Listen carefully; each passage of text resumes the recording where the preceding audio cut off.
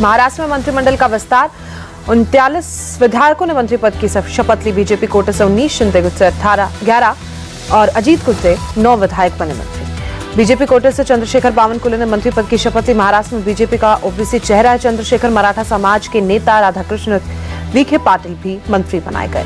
NCP कोटे से हसन मुशर्रफ और बीजेपी के वरिष्ठ नेता चंद्रकांत पाटिल को फडणवीस मंत्रिमंडल में जगह।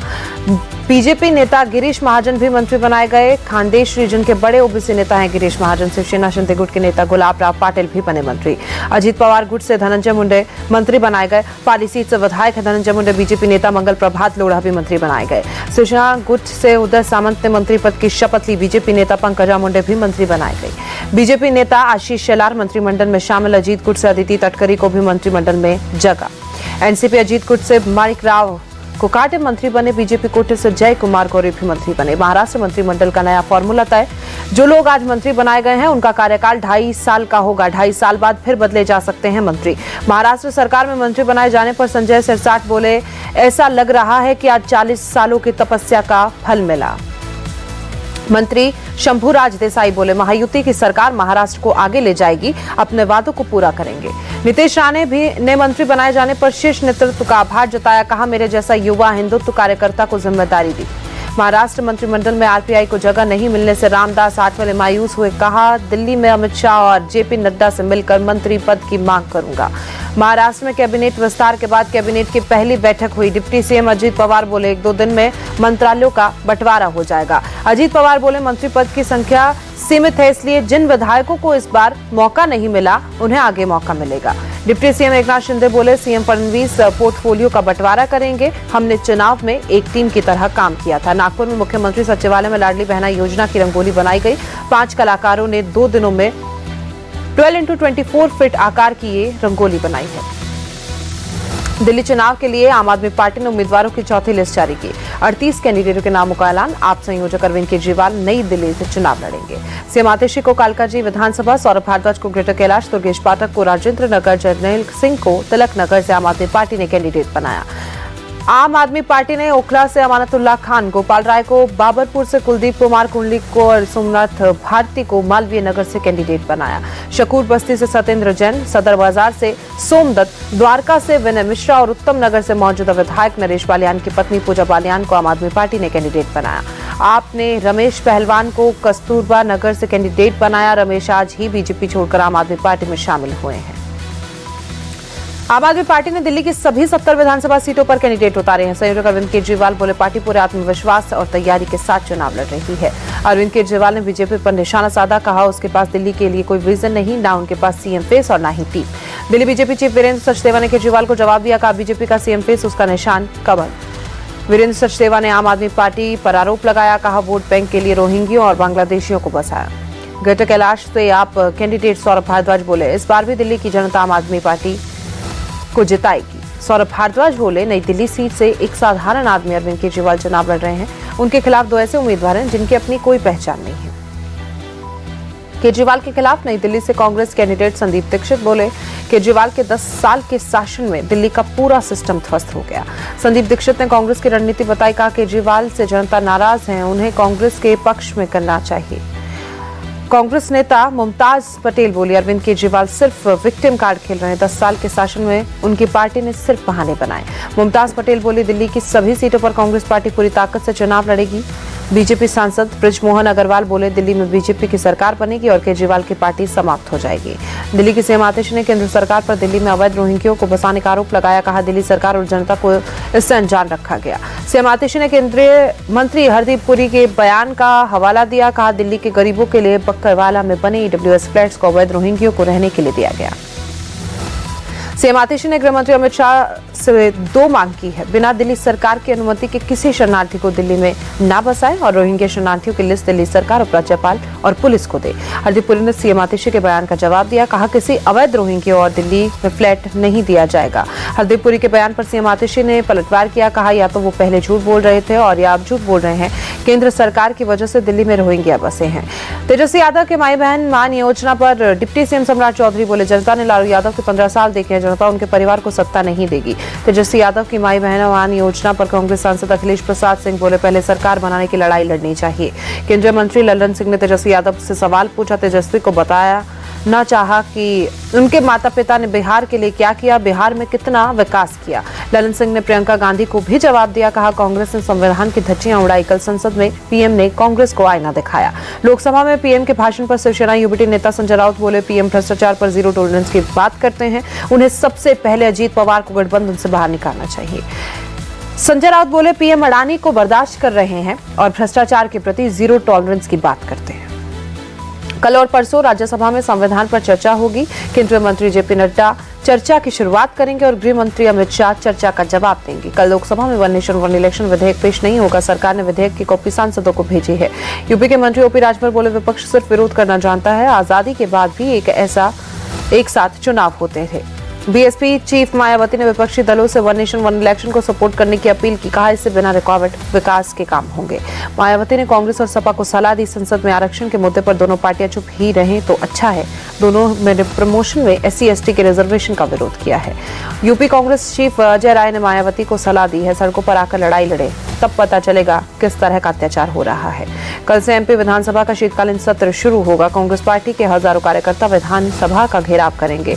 कल से यूपी विधानसभा का भी शीतकालीन सत्र शुरू होगा। सीएम योगी आदित्यनाथ ने आज सर्वदलीय बैठक की। यूपी के डिप्टी सीएम ब्रजेश पाठक ने कहा, सदन में हम सभी विकास कार्यों पर चर्चा करेंगे। डिप्टी सीएम केशव मौर्य ने विपक्ष से अपील की है, वो अपने दायित्व को निभाएं, सदन में अपने सवाल को लेकर आए। 18 दिसंबर को कांग्रेस पार्टी यूपी विधानसभा का घेराव करेगी।